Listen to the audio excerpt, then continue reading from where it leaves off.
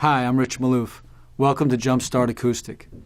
Our goal here in this first volume is to get you up and strumming as rapidly as possible.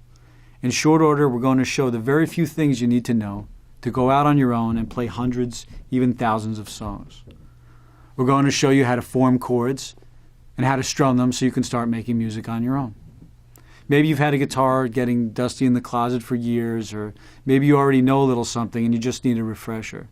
But so many people have told us how they've gotten bogged down by too much information, or by advanced theory books, or maybe even by a teacher who was pushing a particular method that didn't really work for them. We know that can be really discouraging.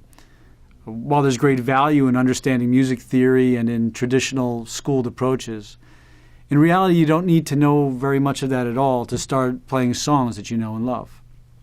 Besides, you already go to work, right? So we're trying to make this fun and easy. So what we're offering here is a fast-track method to fingering some great-sounding chords and playing them in rhythm. We'll also explain how to make your way through chord symbols and other elements that you'll see when you go searching for sheet music to your favorite songs. Some of these printed versions of songs, whether in books or online, are a hodgepodge of letters, numbers, and symbols that look more complex than a quadratic equation. Playing the song just does not have to be that complicated. So we're going to unpack all of that and show you which elements are useful and which ones you can just flat out ignore. Be sure to check out our Jumpstart guide, which explains how to use the interactive elements we've included, the things you're going to see on screen, our jam tracks, and our practice tips.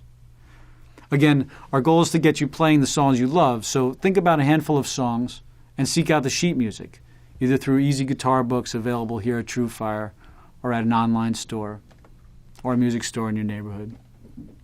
Once you've been through this course and you have that music in hand, all it's going to take is a little practice to start having fun making music.